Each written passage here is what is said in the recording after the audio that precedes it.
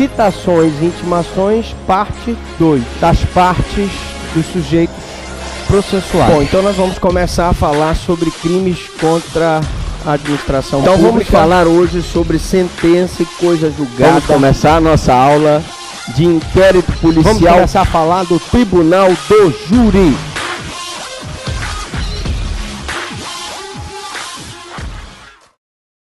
Bom, então nós vamos falar sobre prisão, medidas cautelares da liberdade provisória, parte 3, né?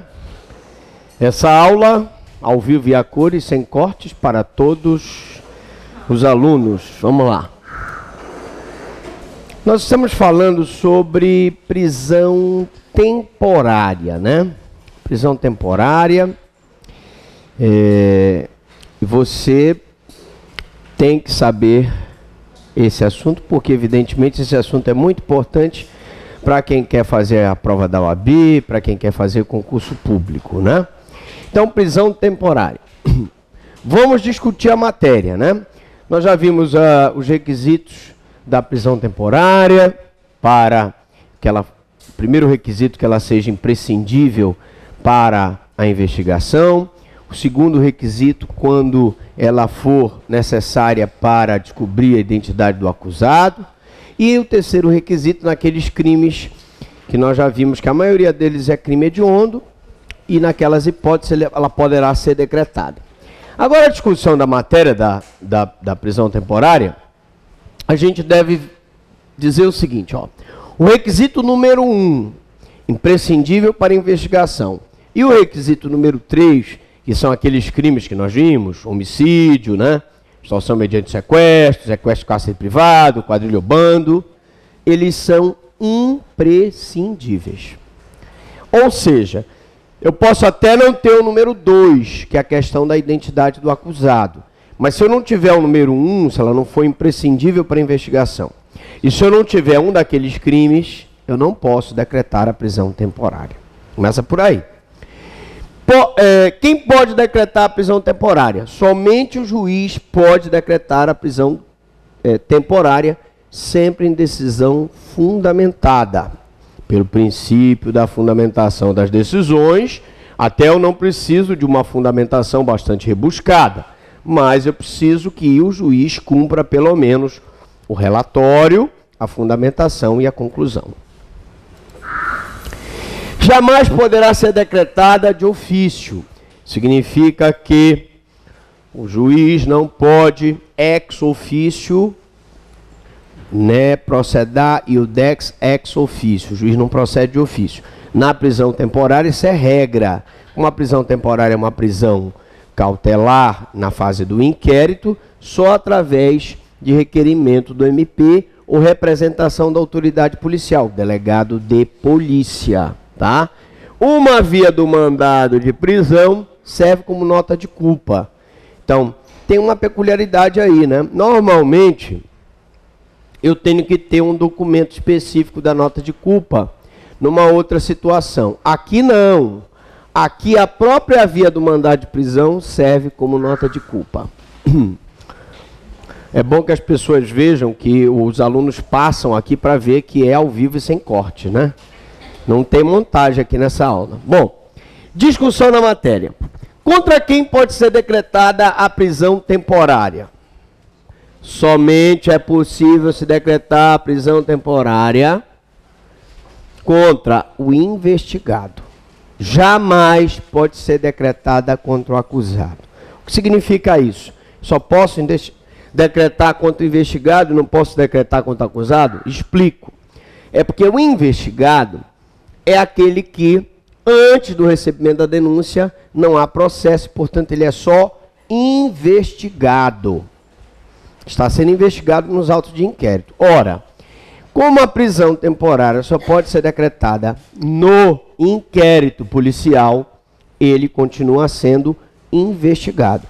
E como a prisão temporária não pode ser decretada nos autos do processo, não pode ser decretada contra acusado. Porque a partir do recebimento da denúncia, já existe processo, tá certo? Já existindo processo, não há mais indiciado, há o acusado. E quando já se iniciou o processo, não cabe prisão temporária. Prisão temporária só é cabível na fase de inquérito policial.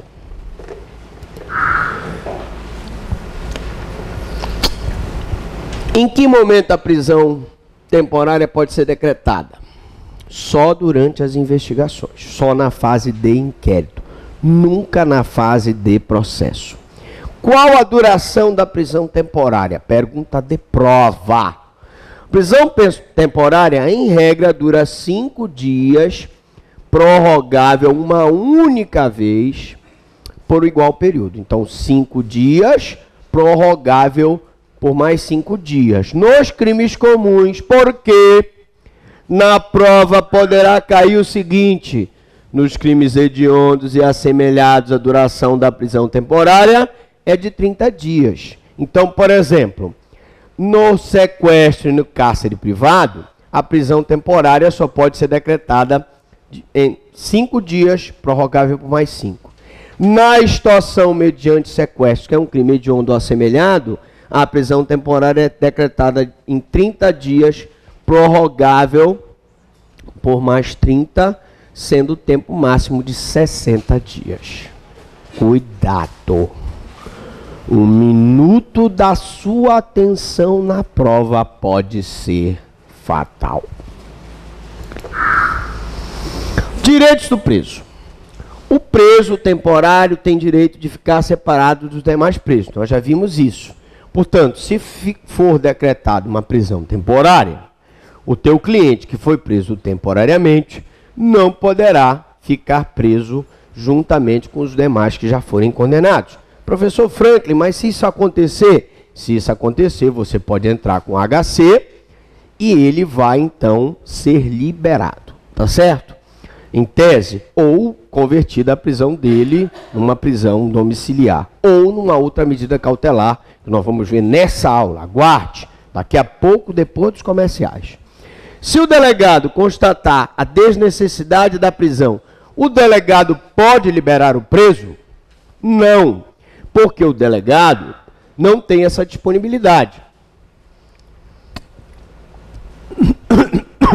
Ele não pode, somente o juiz poderá fazê-lo em decisão fundamentada quando a contenção do indiciado não seja imprescindível para a investigação ou, no caso do indiciado já ter residência fixa ou já ter fornecido elementos necessários ao esclarecimento de sua identidade, salvo se for o caso de decretação de preventiva.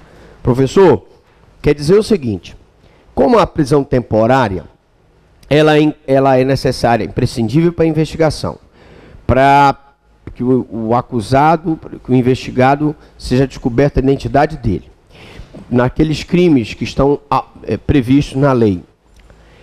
Mesmo que ele já tenha, não seja mais imprescindível, mesmo que ele já tenha fornecido a identidade, eu posso relaxar a temporária e decretar uma preventiva? Posso. Imaginemos que ele esteja intimidando testemunha. Ele vai estar prejudicando a instrução. Eu posso então decretar a prisão preventiva. Medidas cautelares. Bom, meus amigos, chegamos no momento mais esperado da nossa aula. A alteração que nós tivemos na lei de prisões, muito acertadamente, na minha opinião, instituiu as medidas cautelares. Medidas cautelares. Então, medidas cautelares, primeiro, não tem natureza de tutela antecipada. Não é uma antecipação da pena. As medidas cautelares também são instrumentais. Elas têm como objetivo ajudar o desenrolar do processo. Começa por aí. Então, ela não tem aquele caráter retributivo do Estado. Tá? Razão porque não há necessidade para a sua decretação de coincidir com a espécie de pena a ser aplicada ou com o efeito da condenação a ser aplicado naquele caso concreto. Me explico. Um funcionário público que pratica o crime de peculato, apropriação de coisa pública, provavelmente um dos efeitos da condenação será a perda da função pública, perda da qualidade de funcionário público. Mas a medida cautelar, como ela não é antecipação da pena, ela não precisa coincidir com a espécie de pena, efeito da condenação daquela situação do funcionário. Pode ser totalmente diferente. Lógico, você vai dizer assim, mas doutor Franklin, é conveniente que um funcionário que está se apropriando de bens públicos seja afastado cautelarmente da função pública. Lógico. E aí a medida cautelar vai ser o afastamento dele da repartição. Mas não necessariamente precisaria ser esta. Ela não precisa ter relação com a pena a ser aplicada, não com o efeito da condenação. Assim, pode alguém ser cautelarmente afastado do cargo público, exemplo, sem que essa medida seja consequência necessária de eventual condenação. Ele foi afastado do cargo público, se apurou num procedimento administrativo investigatório, né, que nós chamamos de inquérito administrativo, que ele, se ele estava ou não se apropriando daquele bem público, e provado ficou que ele não se apropriou. Foi uma acusação falsa. Ora, nesse caso, não necessariamente essa medida vai ser a consequência necessária da condenação.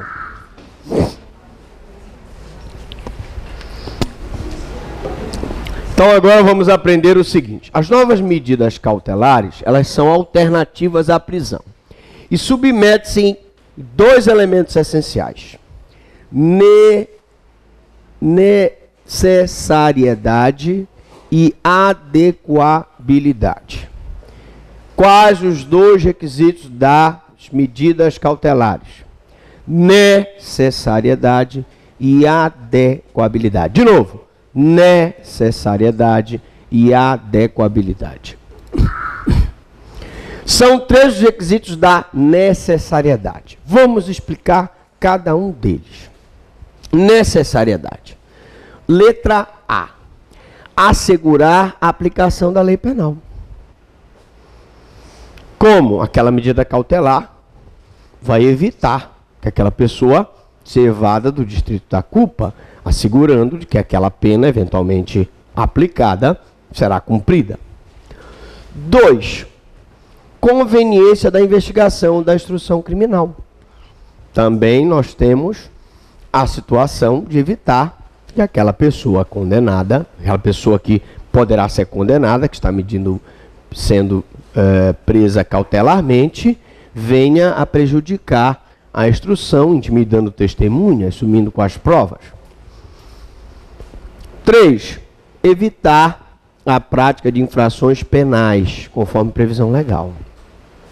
Evitar a prática de infrações penais, aquela medida cautelar vai evitar que, se ele ficar na casa com a mulher, ele vai espancar a mulher um dia sim, outro também. Então eu evito, eu afasto ele do lar, medida cautelar. Tá? Então ela tem, se vocês analisarem, os mesmos requisitos da prisão preventiva. Garantia da ordem pública para evitar a prática de infrações, conveniência da instrução e para assegurar a aplicação da lei penal, que seria a pena. Só vocês decorarem que tem praticamente os mesmos requisitos da prisão preventiva. São três requisitos da adequabilidade. Primeiro, gravidade do crime, circunstâncias do fato, condições pessoais do indiciado ou acusado. Vamos lá. Gravidade do crime. Evidentemente que um crime de estupro, em que o estuprador é um serial killer, que já estuprou 18 mulheres, nós não vamos colocá-lo em prisão domiciliar. Ou só com uma medida cautelar de comparecimento ao juízo. Não é plausível, não é adequado fazer isso. Imagine que é um homicídio qualificado. e o cidadão já matou 10, eu vou colocá-lo no monitoramento eletrônico? Então eu tenho que ver essa questão da gravidade do crime. Circunstâncias do fato. Circunstâncias do fato, meio de execução, né? Ele matou a vítima, colocando a vítima num desbulhador de algodão. A vítima saiu só aquela pasta de sangue. Evidentemente que a circunstância do fato vai impedir que aquela preventiva seja convertida em medida cautelar. Não é isso? Condições pessoais do indiciado. O teu cliente é um cliente que ele é réu primário, tem bons antecedentes. Foi o primeiro deslize dele, vamos supor. Tem que ser levado em consideração as condições pessoais do indiciado. Né? A pergunta é, são cumulativos ou não? Vamos lá. Os requisitos de necessariedade são alternativos. Tá? Os requisitos de necessariedade são alternativos. É suficiente a presença de apenas um dos 3 para que tu possas preencher aquele requisito. Tá? Os requisitos de adequabilidade são cumulativos. Devem ser analisados os 3 em conjunto. Os requisitos de adequabilidade são cumulativos. Devem ser analisados os 3 em conjuntos. Os requisitos de necessariedade são alternativos e os requisitos de adequabilidade são cumulativos. Tá? Provas nas medidas cautelares. Provas. Então, a decretação de medidas cautelares alternativas à prisão pressupõe um mínimo de provas colhidas, pois são afetados direitos individuais, entrando em conflito com a presunção de inocência.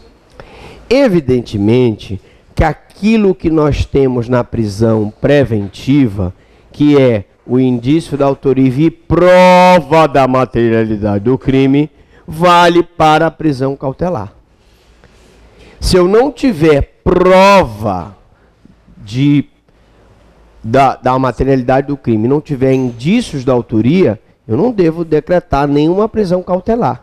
Porque mesmo uma prisão domiciliar, mesmo aquela medida de comparecimento periódico ao juízo, ela restringe a liberdade do cidadão. Ele não pode se ausentar do sítio da culpa. Ele quer viajar para Fortaleza. Ele quer viajar para Fernando de Noronha. Ele quer dar uma volta lá em Machu Picchu. Não pode ir, porque ele está sob uma medida cautelar. Né? As medidas cautelares diversas da prisão podem ser decretadas pelo juiz, ainda que não haja prova em conteste na materialidade do indício suficiente da autoria. Prova em conteste é um indício de prova. Indício da autoria não é prova robusta da autoria. E o que eu quero dizer aqui é que, muito embora eu não tenha prova robusta, não tenha a prova da materialidade, a prova da autoria robusta, um mero indício vai ensejar a medida cautelar. Bom, a adequabilidade das medidas cautelares. Quando eu falo em adequabilidade, nós estamos falando o seguinte: equivale à individualização da pena, aplicando-se a medida cabível e proporcional ao indiciado, ao réu, no caso concreto. Como eu disse, muito embora a medida cautelar não tem que ser necessariamente aplicada de acordo com a pena, com o efeito da condenação daquele crime, no caso do funcionário público que nós falamos aqui, e foi acusado de desviar bens da repartição, portanto acusado de peculato, convém que a medida cautelar aplicada seja um afastamento dele da repartição. Não é isso? Se é o caso do marido que está espancando a mulher, convém que ele seja afastado do lar. Então, lógico que eu tenho que procurar na medida cautelar cabível e proporcional ao indiciado, no caso concreto. Eu não vou, por exemplo, não vai resolver muito, num caso de violência doméstica, eu aplicar uma medida cautelar de comparecimento obrigatório do indiciado ao juízo, todo mês, porque ele vai chegar lá e o juiz vai perguntar, e aí, meu amigo, como é? Ah, doutor, eu estou dando umas porradas lá na minha mulher, continuo dando as porradas lá, o senhor me deixou lá. Então, tem que haver prudência, tem que haver cautela e proporcionalidade. Legitimidade para pleitear as medidas cautelares. Cabe a decretação de medidas cautelares isoladas ou cumulativas. Professor, quer dizer que eu posso aplicar 3 medidas cautelares? Pode. Pode só aplicar uma medida cautelar só? Pode. Preciso cautelar isolada ou cumulativa? Independente, vai depender, uma não depende da outra, da conveniência da instrução, do caso concreto, da proporcionalidade do caso. Então, podem pleitear medidas cautelares quem? Quem tem legitimidade? O MP, o querelante nas ações penais privadas, o assistente de acusação na ação penal pública em que ele está auxiliando a acusação do Ministério Público. O MP, nas ações penais públicas, condicionadas à representação do ofendido ou incondicionados. O querelante na ação penal privada, o assistente de acusação naquelas ações penais em que ele está ajudando o Ministério Público. Legitimidade. Pode requerer medidas cautelares durante a investigação criminal, o Ministério Público. Durante a investigação criminal, o delegado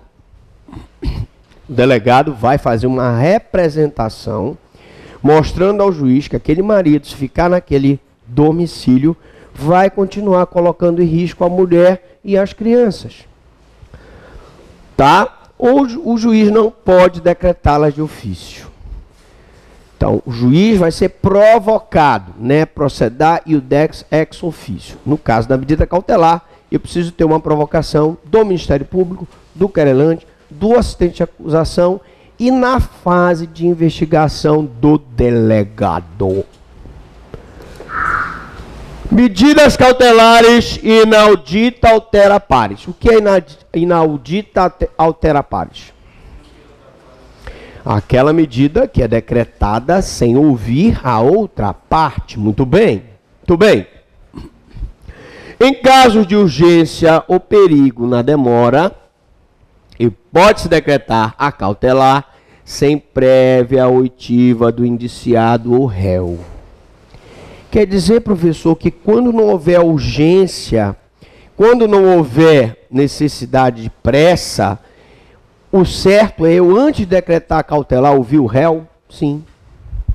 Eu vou substituir aquela preventiva por uma prisão domiciliar. Tem que ouvir o réu? Tenho. Eu vou substituir aquela preventiva por um monitoramento eletrônico. Tem que ouvir o réu? Tenho. Então é importante, sempre que possível, ouvir o réu. Mas pode ter situações que eu não vou ouvi-lo. Então essa medida vai ser decretada inaudita altera pares. Do contrário, este deve ser intimado a se manifestar em relação ao pedido formulado pela parte. Professor, se foi decretada sem a oitiva do réu, depois ele vai ser ouvido sobre a medida? Vai. Mas aí eu já decretei para evitar qualquer tipo de problema. O descumprimento da medida cautelar pode gerar a sua substituição por outra medida? Pode. Falamos na aula passada que se eu descumpro uma medida cautelar, eu posso, inclusive, substituir aquela cautelar por outra medida ou mesmo decretar prisão preventiva. Tudo se faz hoje para que a pessoa não seja privada da sua liberdade. Mas se eu dei a liberdade para ele, sob uma medida cautelar, e ele não aproveitou, eu posso converter aquela medida cautelar por uma mais rigorosa ou posso transformar aquela medida numa prisão preventiva. Então, ela pode gerar a sua substituição por outra medida mais grave. acumulação com outra medida restritiva de liberdade. E, em último caso, eu vou decretar a prisão preventiva. Repito, em último caso.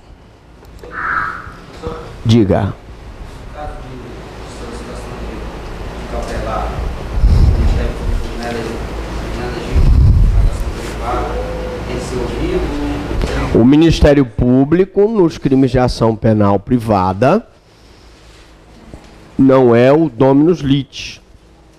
Não é quem move a ação penal, mas ele, na ação penal privada, ele é o custos legis. E em toda e qualquer decisão, ele deverá ser ouvido sob pena de nulidade absoluta do processo, porque a intervenção do Ministério Público nas causas de ordem pública é imprescindível. Ok?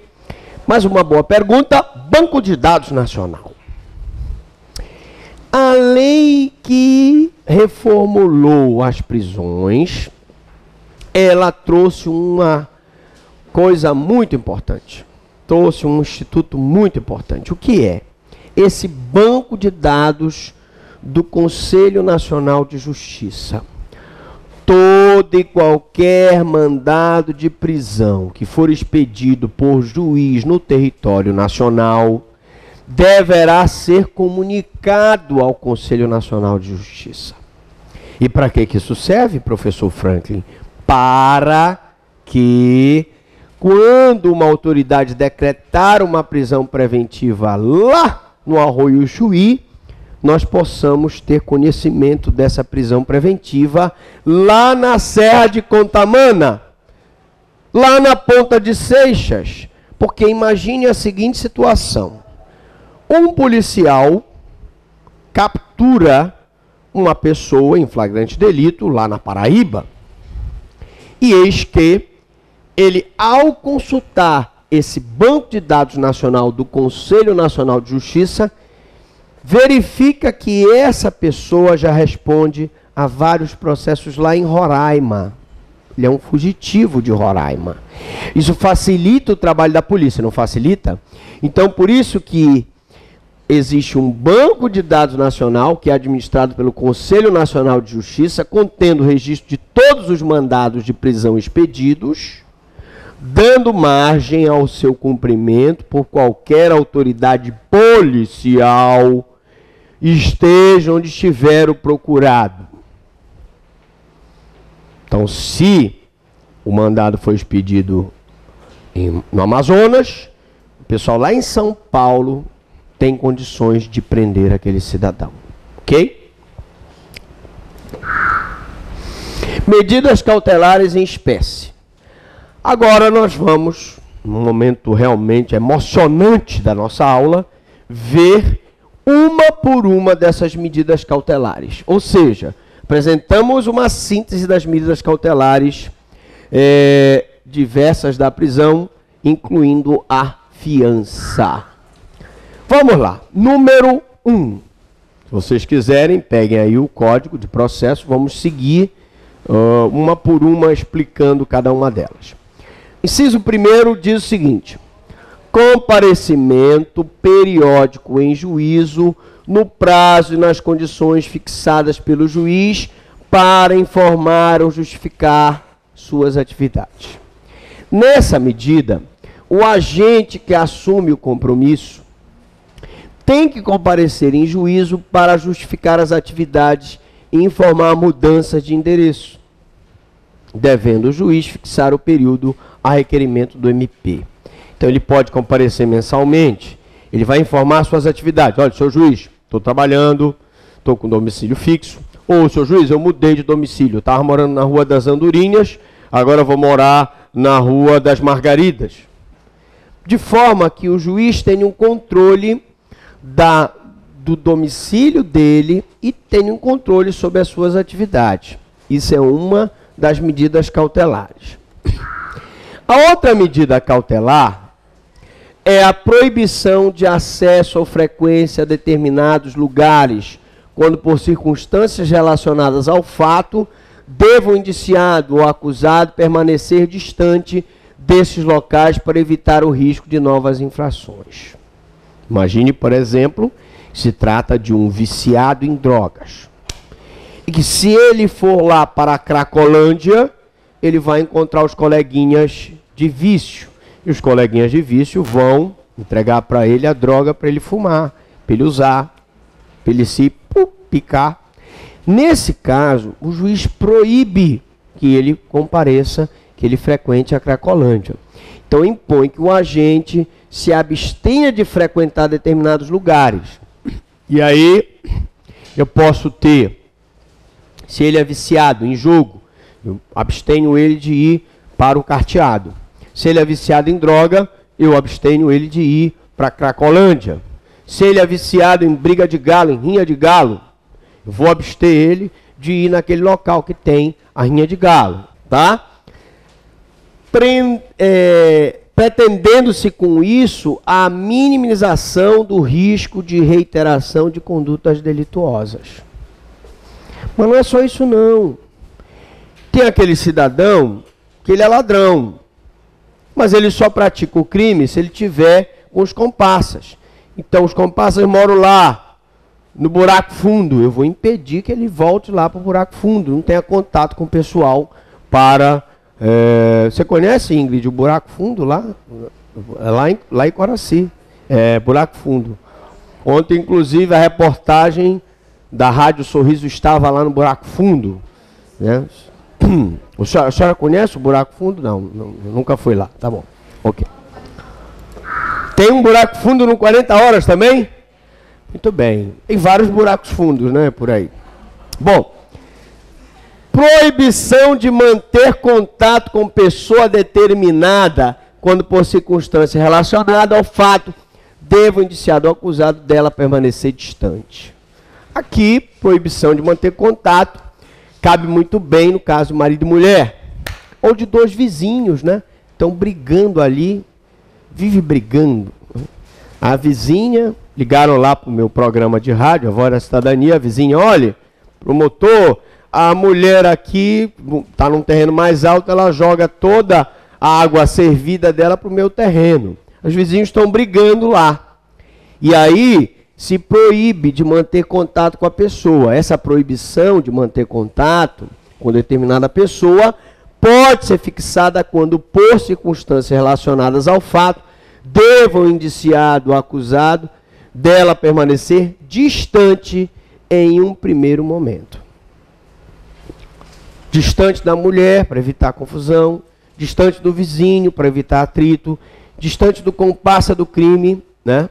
A polícia fez a apreensão de 2 adolescentes e um, lá no depoimento, estava jogando para a costa do outro. Quando os dois foram colocados em cela e que se descobriu que um estava jogando para a costa do outro, eles se estranharam lá. Foi um problema. Então a gente tem que manter a proibição de contato entre os litigantes. De pronto se imagina a proibição de contato de um réu com a vítima do delito. Por exemplo, o marido, a vítima do delito de lesão corporal no âmbito doméstico. Mas essa medida também pode ser aplicada para proibir o contato do acusado com testemunhas. E é muito importante, falando em buraco fundo, lá no buraco fundo, todo mundo sabe, todo mundo viu, mas ninguém fala nada. Porque se falar, morre. Então eu posso proibir também o contato do acusado com testemunhas e até mesmo com o corréu, no caso dos 2 adolescentes que estavam lá na cela brigando, porque um estava jogando na costa do outro, eu posso também proibir o contato entre os dois.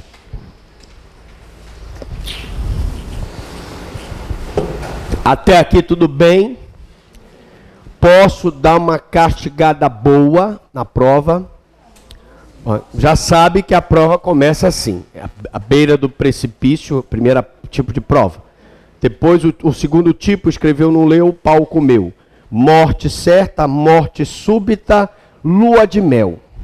Aí para lá para trás vem as provas mais difíceis. Tributo a Bin Laden, segura na mão de Deus e vá, tenta próximo semestre. Aliás, aquele rapaz tentou próximo semestre, mas ele conseguiu passar, não foi? é outra matéria, muito bem.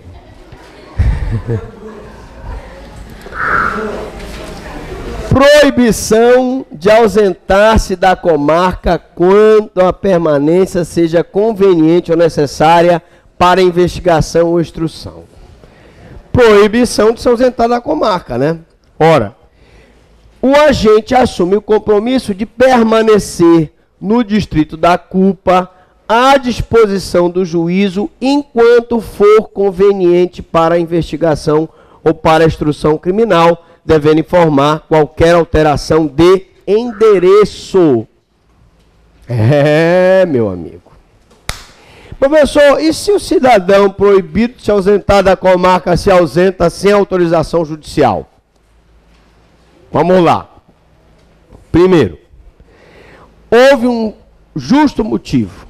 Teve um infarto, não tinha condições de receber o atendimento naquele local, e então ele vai para uma outra comarca. Excepcionalmente não deu tempo dele conversar com o juiz. Aí eu tenho uma justa causa que vai impedir se considere que ele quebrou a medida cautelar. Mas, se ele se ausenta sem que haja uma justa causa, essa medida cautelar pode ser convertida em outra mais grave, ou até numa preventiva. Recolhimento domiciliar no período noturno e nos dias de folga, quando o investigado ou acusado tem a residência e trabalho fixo. Recolhimento domiciliar não é prisão domiciliar. Prisão domiciliar cabe naquelas hipóteses e nós falamos, qual foi? Acusado maior de 80 anos, aquele que por problema de saúde tiver situação grave, aquela pessoa, homem ou mulher, que vai cuidar do filho menor, ou daquele filho que tem problema mental, ou aquela mulher que estiver grávida, ou a gravidez for de risco. Aí eu tenho as hipóteses de prisão domiciliar. Aqui eu tenho o recolhimento domiciliar, que comprovando-se que o agente possui residência e ocupação fixas, tal medida impõe que ele se recolha à sua residência durante a noite e nos dias de folga, buscando-se também com isso evitar a reiteração de condutas delitivas.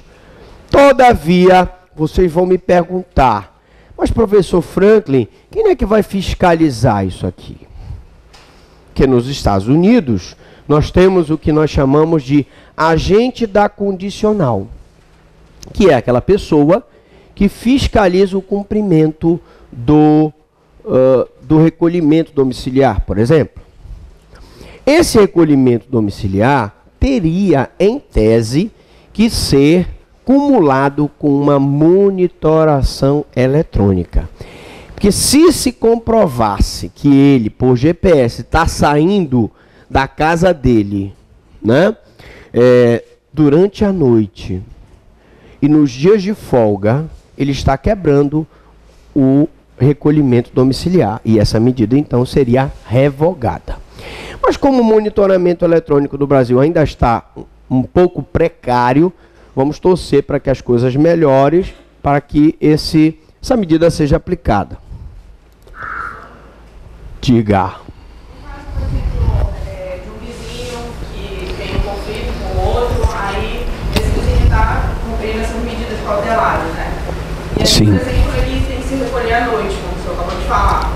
Como é que um vizinho que está vendo que ele não está se recolhendo à noite pode provar? Pode filmar? Como é que fica as provas que ele não está? A pergunta é, como é que o vizinho vai provar que o outro vizinho não está cumprindo o recolhimento domiciliar ou não está cumprindo a proibição de ter contato com esse vizinho que ele está brigando todos os dias?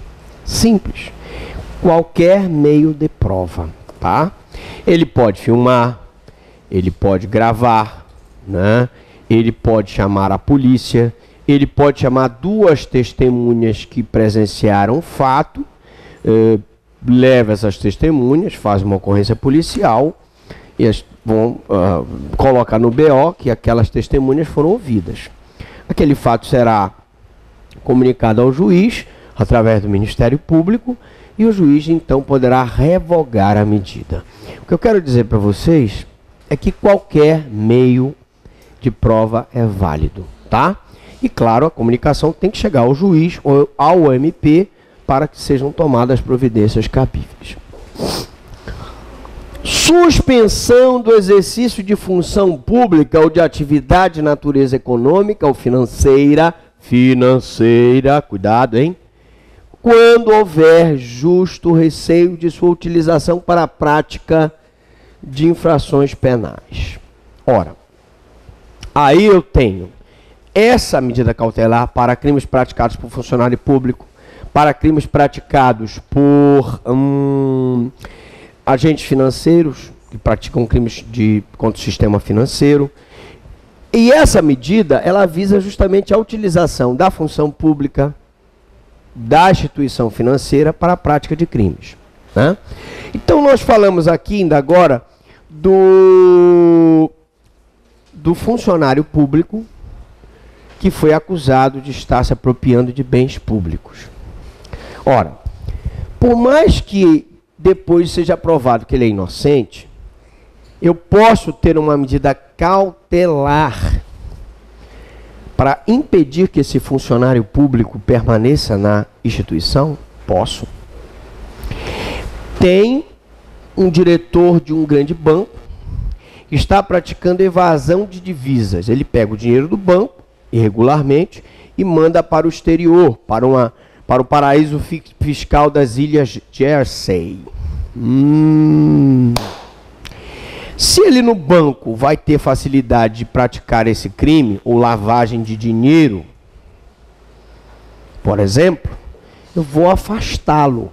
Afastá-lo, eu não estou prejulgando, não estou violando o princípio da inocência dele.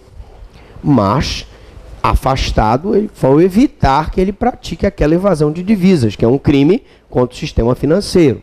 Então, havendo justo receio de que o agente se prevaleça da função pública ou atividade econômica ou financeira para o cometimento de infrações, fica ele suspenso de exercê-las enquanto perdurar a investigação ou processo. Ah, professor, pode ser na fase de investigação ou do processo? Pode, gente. Medida cautelar. O único instituto que nós vimos aqui que não pode ser decretada na fase processual é a prisão preventiva.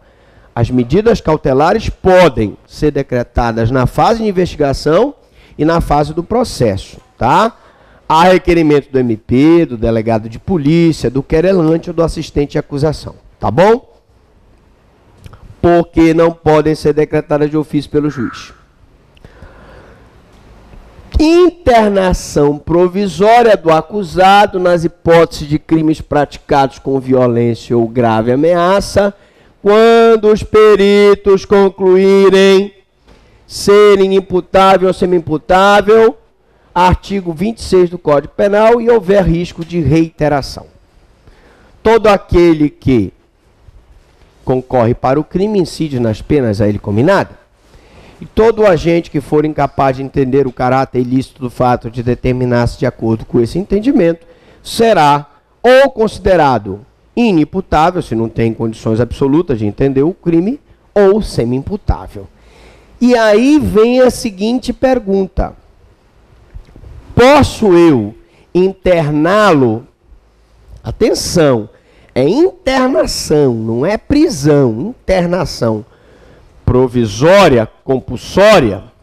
Eu estava ontem fazendo o programa de rádio, A Voz da Cidadania, e um ouvinte me perguntou: Dr. Franklin, eu tenho um parente que é viciado em droga. Ele sai para vender droga, ele se presta a ajudar o tráfico porque ele é viciado. Posso eu pedir a internação dele? Se eu tiver um laudo de um perito que conclua ser ele semi-imputável em virtude do consumo de droga, ou até inimputável, e que ele corre o risco de reiteração da prática de tráfico de drogas, eu posso pedir, gente, a internação dele. E o ideal é que sempre seja feito assim. Seja pedido a internação compulsória daquela pessoa que é viciada. O problema, talvez, vocês vão me dizer, mas professor Franklin, o poder público não tem condições de atender a demanda.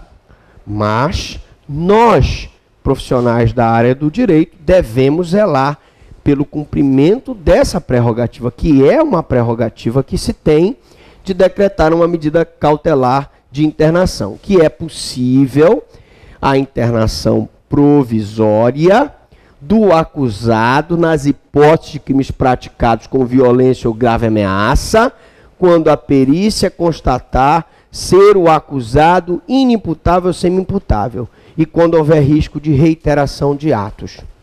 Mas, professor, tráfico de drogas não é praticado com violência ou grave ameaça? Depende.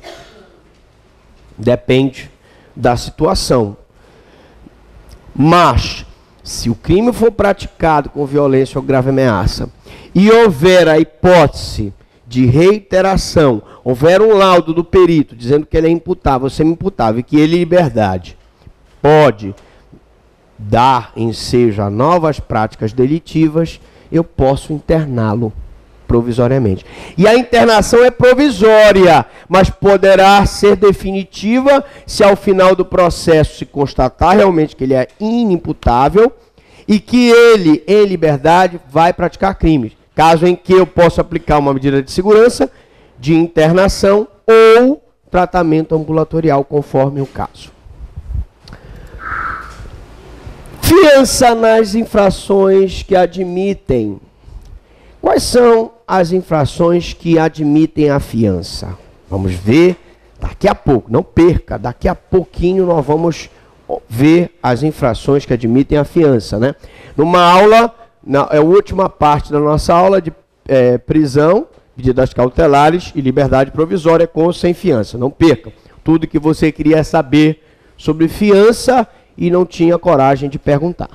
Em regra, nos termos do artigo 322, a autoridade policial somente poderá conceder fiança nos casos de infração cuja pena privativa de liberdade máxima não seja superior a 4 anos.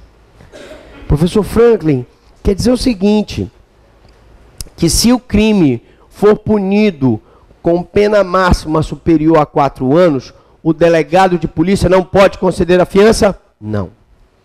O delegado de polícia pode conceder a fiança numa lesão corporal leve? Sim. Pode conceder a fiança numa ameaça? Sim. Pode conceder a fiança num crime de furto simples? Sim. Pode conceder a fiança numa situação com resultado morte? Não. Pode conceder a fiança no homicídio qualificado? Não. Pode conceder a fiança no envenenamento de água potável? Não. Pode conceder a fiança numa corrupção de produtos medicinais? Não, porque a pena máxima é superior a 4 anos. Pode conceder a fiança no tráfico de drogas? Não, porque a pena máxima é superior a 4 anos. Todo e qualquer crime cuja pena máxima seja superior a 4 anos não pode ser concedida pelo delegado. E quem vai conceder, professor? O juiz. Os demais casos, você terá que fazer o pedido ao juiz. Quer dizer, então, professor Franklin, que se eu estiver advogando para uma pessoa, eu posso, se eu verificar que o crime não tem pena máxima superior a 4 anos, eu faço pedido direto para o delegado. Exato. E se eu verificar que o crime tem pena máxima superior a 4 anos, eu tenho que fazer o pedido direto para o juiz. Exato. Fácil, né? Muito fácil, é muito fácil isso. Tranquilo, fácil. Então, a autoridade policial somente poderá conceder fiança nos casos de infração cuja pena privativa de liberdade não seja superior a 4 anos. 4 anos. Assim, pode ser concedida a fiança para assegurar que o agente compareça a todos os atos do processo ou para evitar que obstrua o seu andamento ou ofereça resistência injustificada a ordem judicial. Por que, professor Franklin? Porque, meu amigo aluno, é o seguinte, papai. Na hora em que o cara paga a fiança, se ele quebrar a fiança, se ele oferecer resistência injustificada à ordem judicial, ele poderá perder aquele dinheiro que ele pagou. Exemplo, nós tivemos agora um acidente automobilístico em que aquele motorista de ônibus acabou atropelando e matando aquele cidadão. Ele pagou uma fiança, salvo engano, 2.000 e poucos reais, para responder o processo em liberdade. Quem pagou, inclusive, foi o sindicato. Ora, se ele oferecer resistência injustificada à ordem judicial, gente, ele vai perder aquele dinheiro. Para ele, que é para vocês, talvez pode não ser muito, 2.000 e pouco, 3.000, mas para ele que é motor, amigo, é muita grana. Então ele vai querer responder o processo direitinho para evitar a prisão. Na próxima aula nós vamos ver da prisão, das medidas cautelares e da liberdade provisória, parte 4. Bom, então nós vamos começar a parte 4 de prisões, medidas cautelares e liberdade provisória. Bom, no calor do debate na aula anterior, nós falamos que não se pode decretar a prisão preventiva na fase de processual. Na verdade, não é a prisão preventiva, gente, é a prisão temporária, tá? A prisão temporária não pode ser decretada na fase processual, porque ela é uma prisão que foi criada para ser decretada na fase de investigação, tá? Outra coisa, para quem quiser anotar, a lei da prisão temporária é a lei 7.960 de 89. Então, uma aluna perguntou, professor, a prisão temporária está no Código de Processo Penal? Não. A prisão temporária está prevista numa lei esparsa, que é a 7.960 de 89. Bom, outra coisa que nós queríamos também colocar para vocês é que em relação ao recolhimento da fiança, que nós vamos falar aqui, quando eu chegar na parte de recolhimento da fiança, vocês, por favor, me perguntem. Então, feita a retificação, já sabemos, nós falamos várias vezes, não vão confundir, a única prisão cautelar que não pode ser decretada na fase processual é a prisão temporária, tá? Temporária, beleza?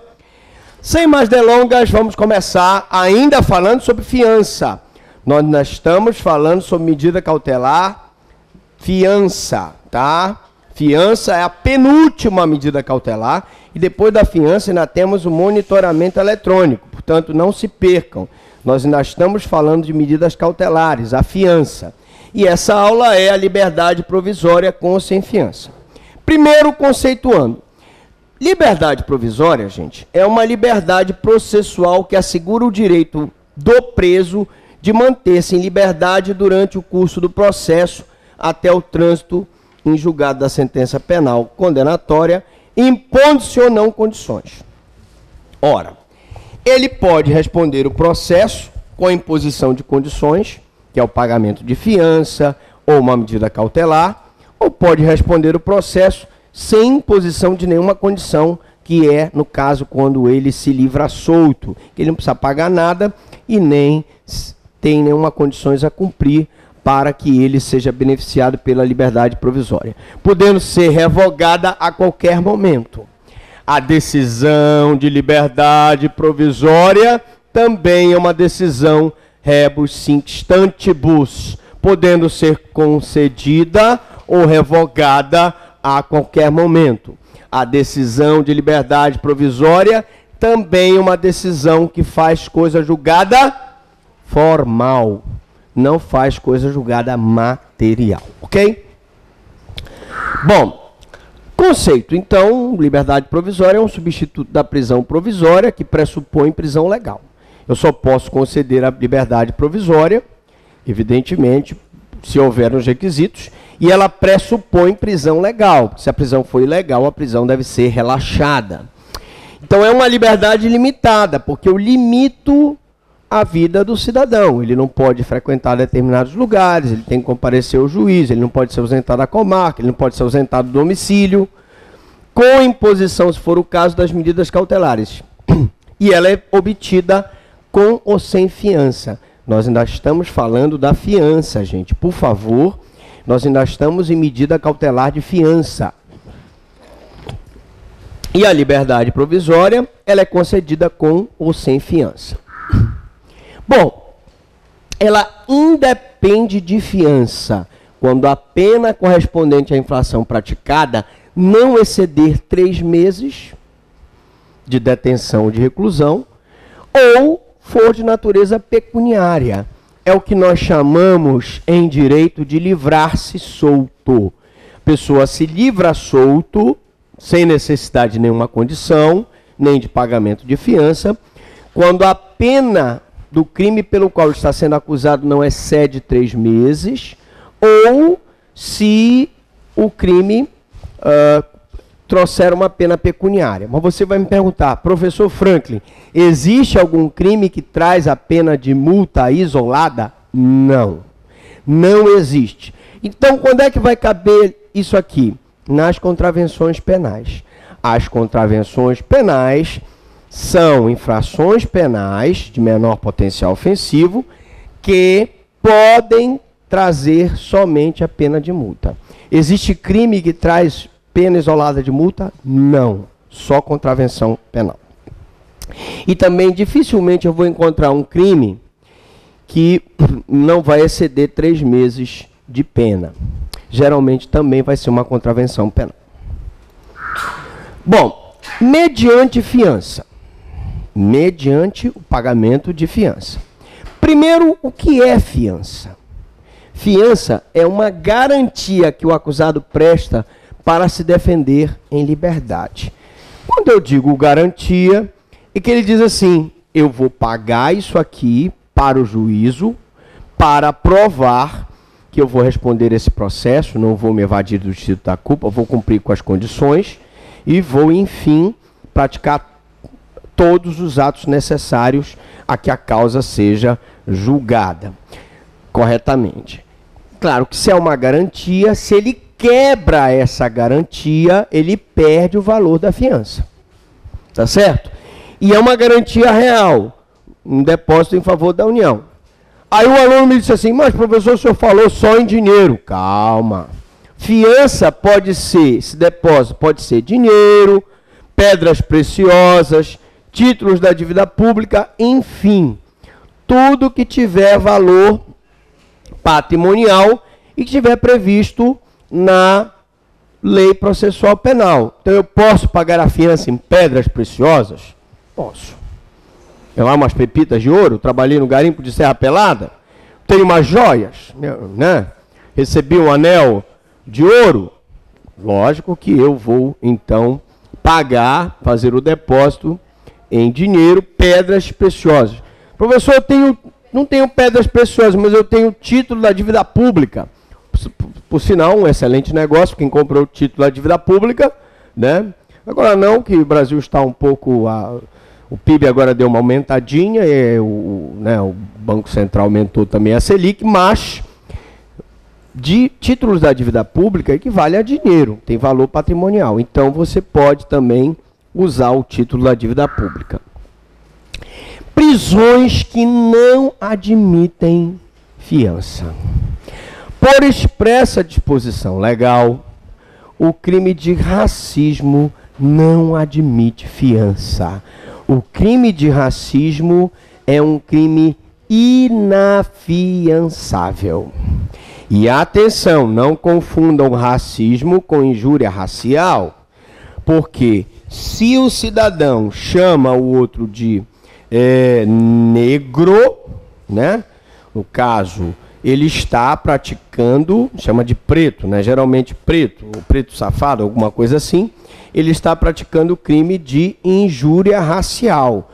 O racismo é a segregação, é a separação, é você não deixar a pessoa, por exemplo, entrar no teu salão de beleza, porque ele é negro, é você não deixar a pessoa entrar no teu restaurante porque ele é judeu, é você não deixar a pessoa entrar no rinque de patinação porque ele é asiático. Então não só inclui a raça negra, como inclui etnia, né?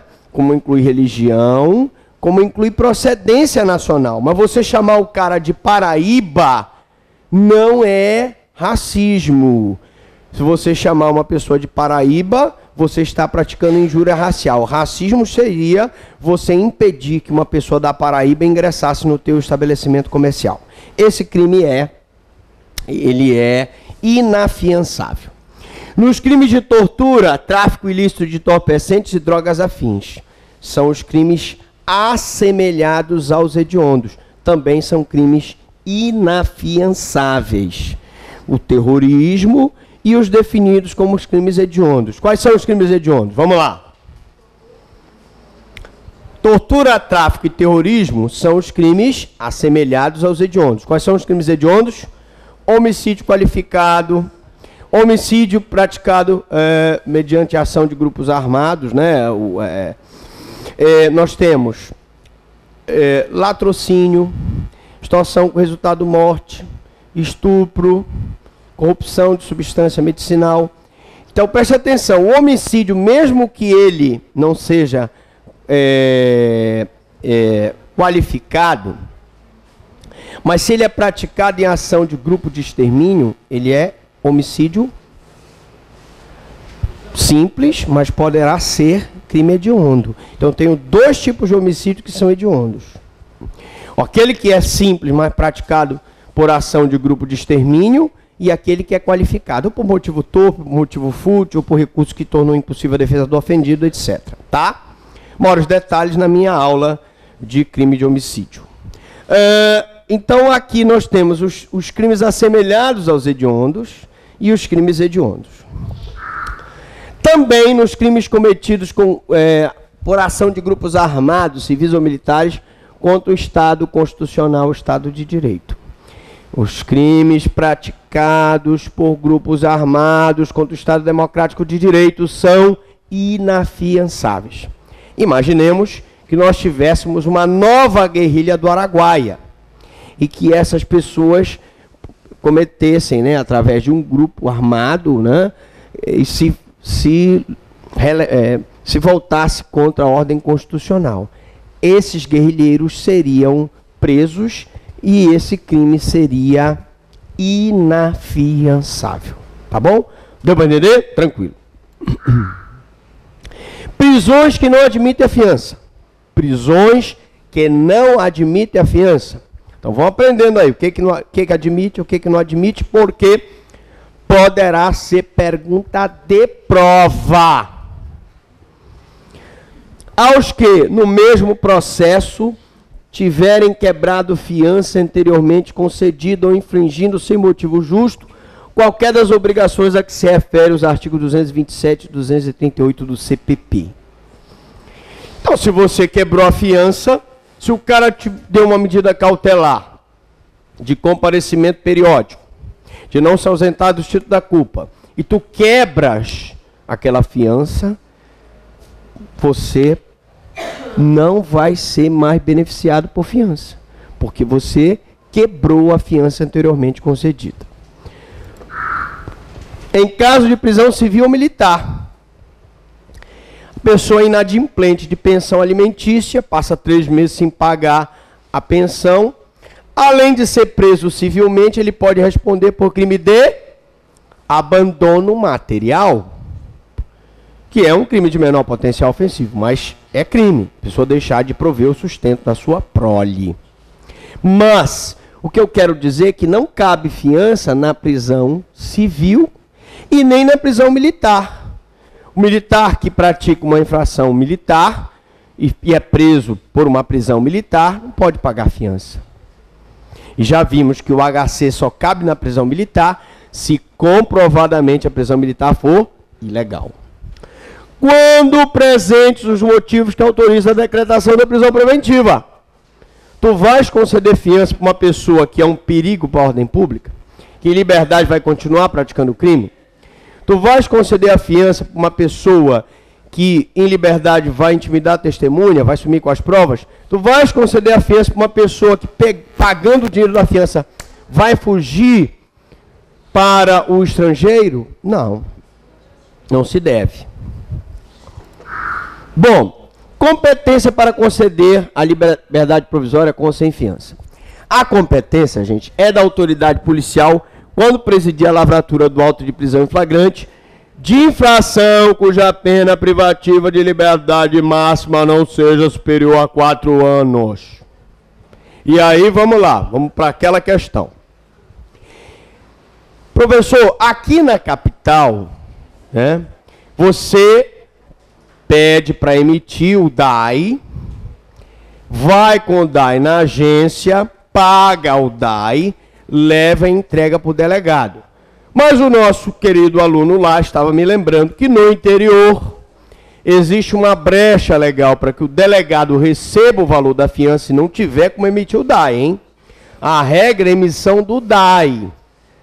Não passa o dinheiro, não passa as pedras e preciosas na mão do delegado, não passa o título da dívida pública na mão do delegado. A regra é que seja pago diretamente no banco. Mas no interior, que não tem internet, que não tem condições de emitir o DAI, então não é o caso do sul e sudeste do Brasil, nós temos aquela possibilidade do delegado receber o valor e ele tem quantos dias? 3 dias para providenciar a emissão desse DAI, tá certo? Ah, professor, mas o delegado se apropriou daquele valor. Vai responder por peculato. Porque ele não pode, aquilo ali foi entregue para ele e ele não pode se apropriar daquele bem. Ok. Professor, e se a pena máxima for superior a 4 anos? Nós já sabemos que se ela não for superior a 4 anos, é o delegado que concede. Mas se ela for superior, aí é o juiz. É o juiz, tá? Momento de concessão da fiança. A fiança pode ser concedida em qualquer fase do inquérito ou da instrução antes da sentença transitada em julgado. Então, eu posso ter uma concessão de fiança durante o inquérito. Não houve concessão de fiança durante o inquérito. A denúncia foi recebida e se iniciou o processo. Você pede para o juiz vai verificar, ele pode conceder ou não a fiança. Mas depois que a sentença transitar em julgado, não pode mais haver fiança. Por quê? Porque a sentença aí passa a ser pena. Passa a ser pena. E a pena aí não admite mais o pagamento de fiança.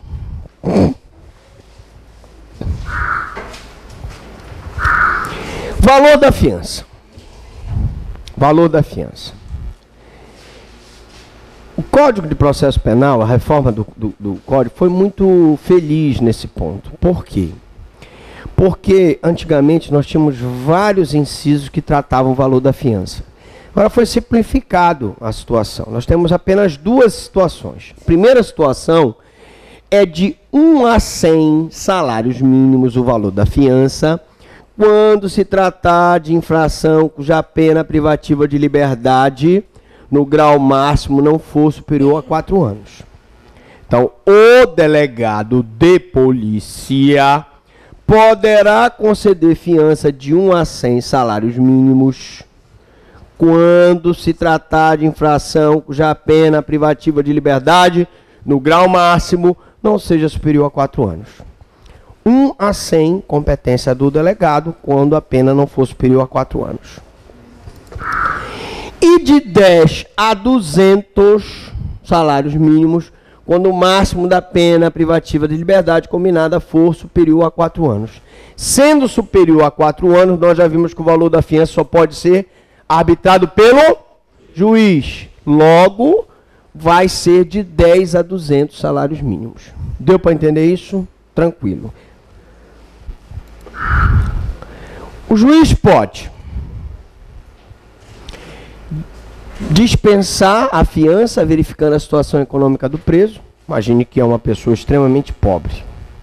Não tem nem condições de sustentar os filhos dele, né? Na casa dele está faltando comida, né?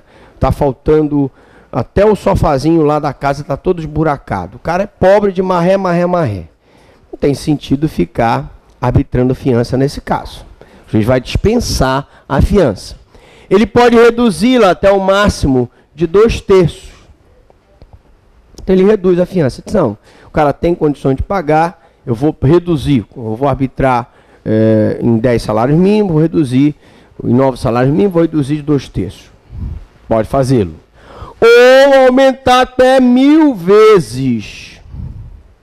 O cara é riquíssimo, é um dono de um banco, é um grande empresário. Aquela fiança ali arbitrada não vai nem fazer cócegas para ele. Vai tirar lá um trocado que ele tem. Eu posso aumentar até 1000 vezes o valor da fiança, tá bom? De acordo com a situação do acusado, do afiançado. Para a fixação do valor da fiança, a autoridade levará em consideração a natureza da infração penal, se o crime é de médio, grave ou gravíssimo potencial ofensivo, né? E nós já sabemos que os crimes de menor potencial ofensivo não cabe lavratura de flagrante, não cabe fiança. Poderemos ter colocado lá, nós já falamos nas outras aulas, não há necessidade de ficar repetindo, mas crime de menor potencial ofensivo não se arbitra fiança e nem se lavra prisão em flagrante delito, tá? A situação econômica do acusado é pobre, pobre, pobre, de marré, marré, marré. Tira, dispensa o valor da fiança.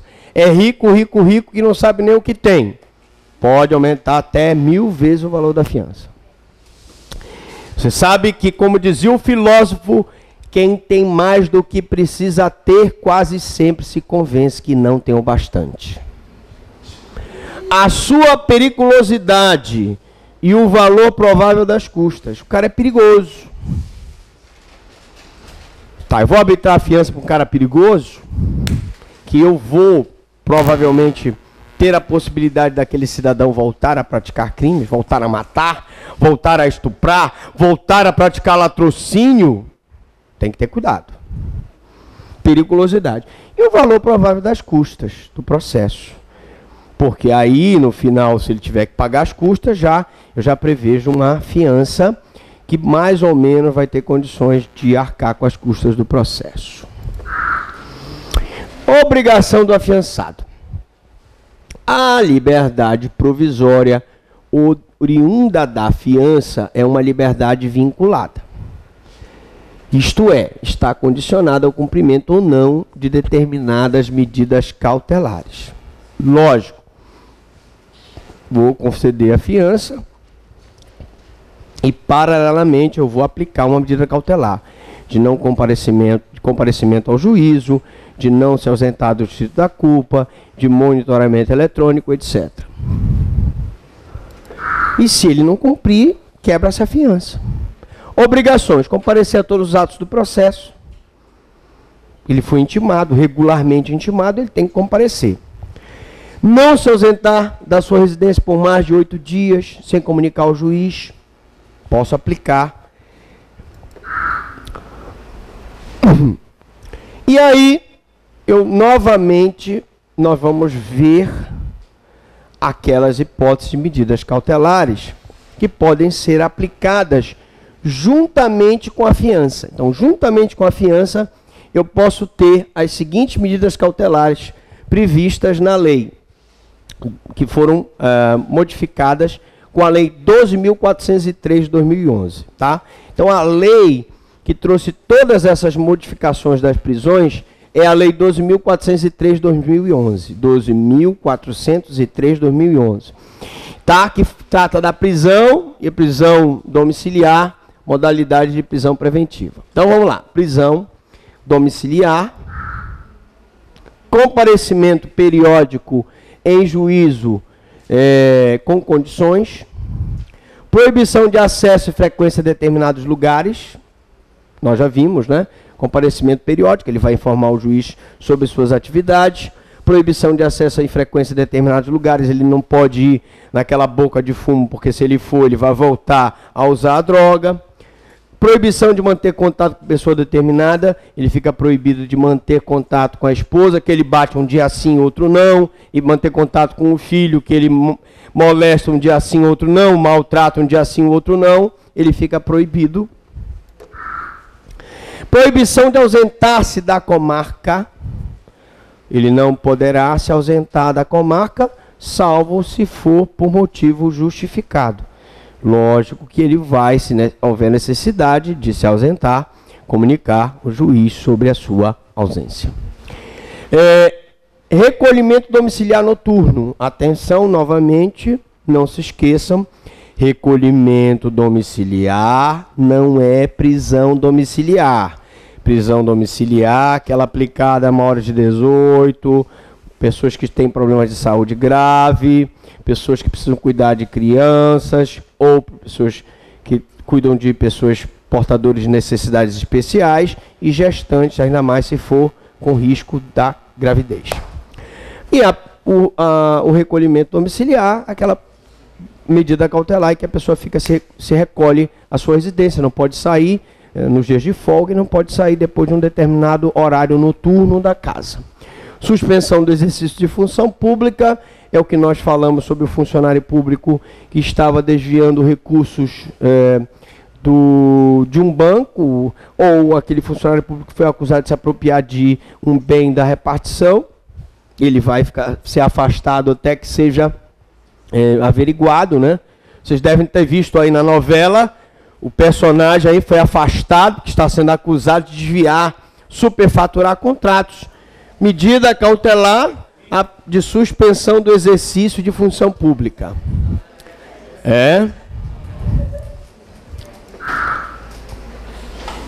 Internação provisória, no caso que comprovado que ele tem problemas mentais, e aí o laudo vai comprovar que ele é semi-imputável ou inimputável, caso em que eu vou pedir naqueles crimes praticados com violência ou grave ameaça, naquelas hipóteses que a pessoa vai me perguntar, mas naquelas hipóteses, professor Franklin, que ele não praticou o crime com violência ou grave ameaça. A própria lei de droga, gente, traz uma hipótese de internação compulsória, que você pode internar o viciado para ele ser submetido a tratamento, né? Fiança, que é o caso, e monitoração eletrônica, que nós vamos falar já já. Diga.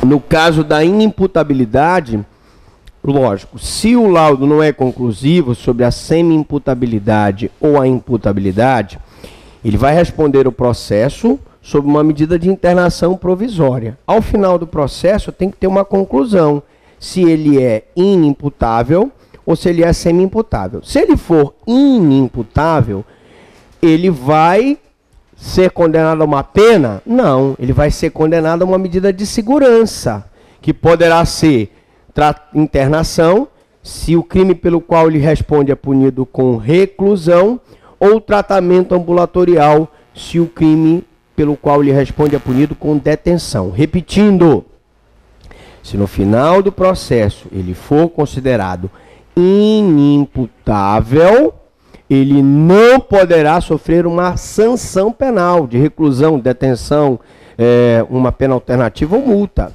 Ele sofrerá uma medida de segurança, que poderá ser internação, se o crime pelo qual ele está respondendo for de reclusão, ou de tratamento ambulatorial, se o crime pelo qual ele está respondendo é um crime de detenção. Beleza pura? Tranquilo? Posso dar uma castigada violenta na prova? Bom, objeto material da fiança. Nosso amigo foi injuriado ali, professor, mas olha, só falou dinheiro, claro. Aqui a gente não pode falar tudo, né? Uma vez a gente escapa. O fato de eu ter falado dinheiro não significa que a fiança não possa ser feita, né, por outras coisas. Então a fiança, que é uma caução real, implica na entrega de uma coisa e pode ser representada por dinheiro, pedras e metais preciosos, título da dívida pública e imóveis. O professor Franklin, imóvel? Sim. Você pode dar em garantia como fiança um imóvel. Você não vai responder o processo? Você não vai provar a sua inocência? Então dá um imóvel. O máximo que pode acontecer é tu seres condenado e perder o imóvel. Mas pode ser dado o imóvel como garantia. Móveis de valor, se forem aceitos pelo juiz, podem ser, né, uma velharia não, mas uma coisa, uma antiguidade, uma porcelana chinesa, né, uma coisa fina e tal. Bom, por que é geralmente em dinheiro? Porque é o que tem mais fungibilidade, gente. É mais fácil você lidar com dinheiro. Se você pegar um móvel, que é totalmente atípico, um móvel como fiança, ou um imóvel, você tem que vender em asta pública para converter aquilo em dinheiro para mandar para o fundo penitenciário. Então é mais difícil, por isso que se aceita mais o dinheiro, tá bom? E também, diga, querem aqui? Sim.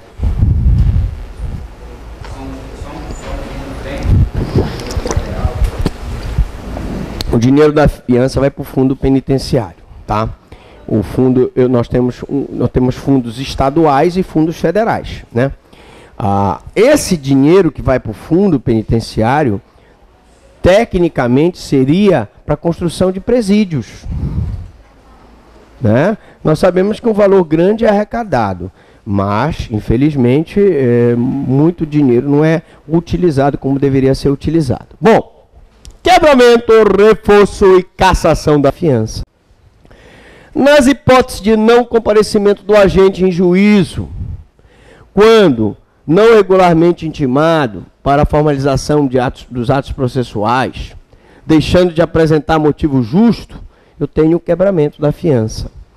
De prática deliberada de ato que obstrua o andamento do processo, ele muda de endereço, não comunica, vai para um local de difícil acesso, de descumprimento de qualquer das medidas cautelares impostas junto com a fiança, ele descumpriu o recolhimento domiciliar, ele descumpriu o monitoramento eletrônico, de resistência justificada à ordem judicial, resistência, foi mandado lá um mandado de busca domiciliar para se fazer a colheita de provas na casa dele, ele resistiu mediante violência ou ameaça à ordem manifestamente legal do funcionário público.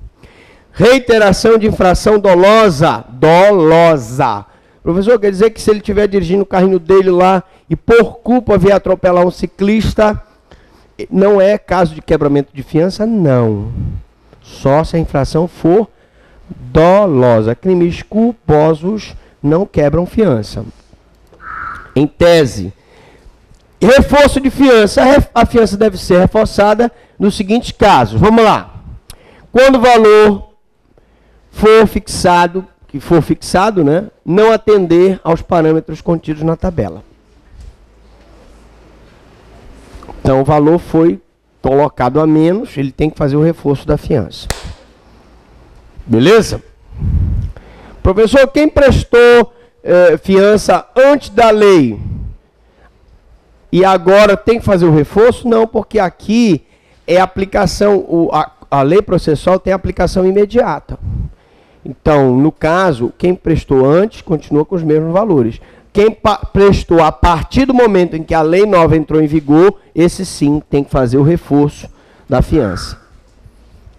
Quando houver inovação da classificação do crime, tornando mais grave, era um homicídio simples, passou por homicídio qualificado, ele foi acusado de furto, se descobriu depois que era roubo, e aí eu tenho que fazer o reforço da fiança, porque aí passa a pena ser maior. Quando o bem dado em garantia tem seu valor reduzido, tu entregaste uma porcelana chinesa, se descobriu que a porcelana não era verdadeira, era xing-ling, então tu entregaste uma bolsa da Louis Vuitton. Fizeram o exame pericial, a bolsa era falsificada. Né? Diga lá. Qual o momento para renovação? Na hora em que for descoberto que o bem dado em garantia tem seu valor reduzido. Qual o momento para desclassificação? Bom, primeiro, é feita uma tipificação no inquérito, essa tipificação é provisória. É feita uma tipificação na denúncia, essa tipificação é provisória. É feita uma tipificação nas razões finais, as razões finais são provisórias. A partir do momento que se decreta a sentença, aí passa a ser definitiva. Então, inquérito é provisória, denúncia é provisória, razões finais é provisória. A partir do momento que a sentença transita em julgado, essa classificação do crime passa a ser definitiva. E aí não tem mais como mudar. Então, até a sentença transitar em julgado, a classificação pode mudar. Cessação, né? Cassação da fiança. Cassação da fiança. Ocorre nos seguintes casos. Quando a fiança foi incabível, o cara foi acusado de injúria racial e depois se descobrem que foi racismo, fiança incabível. Cassa-se a fiança. Quando houver nova classificação para crime inafiançável, e aí era um homicídio, passou a ser um homicídio praticado por um grupo guerrilheiro contra o Estado Democrático, que é inafiançável.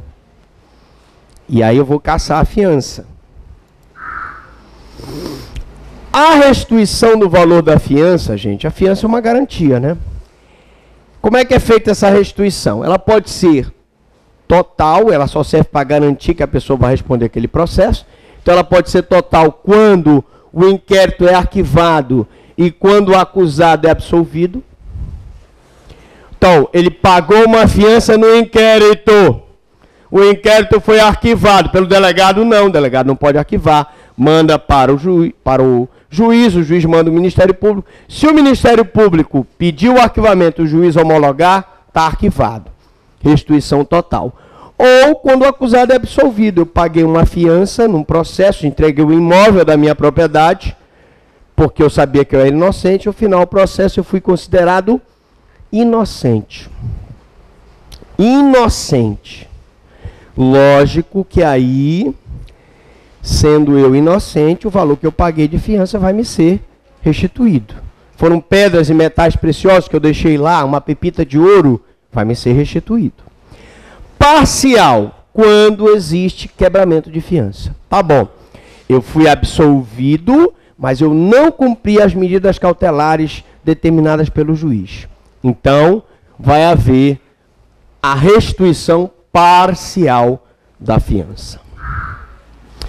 Perda do valor da fiança. Ocorre quando o acusado é condenado e foge para não cumprir a pena. Condenei o acusado. Transitou em julgado. Ao invés dele vir cumprir a pena, ele foge. Aquele valor que ele pagou de fiança, ele perde. Fugiu, perdeu o valor da fiança.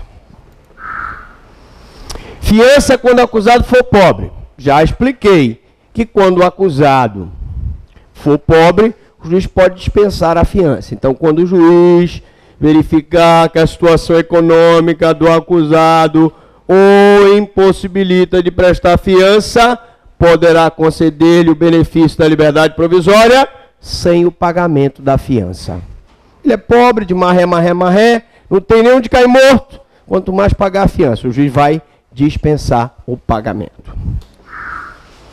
Para terminar a nossa aula, monitoramento eletrônico.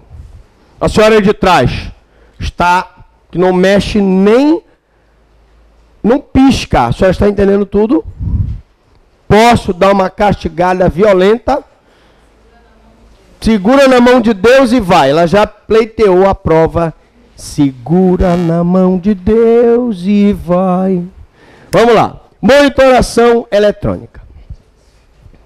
É a última medida cautelar, gente. Antes da fiança e depois da FIA só tem a monitoração eletrônica, o monitoramento eletrônico, como vocês quiserem.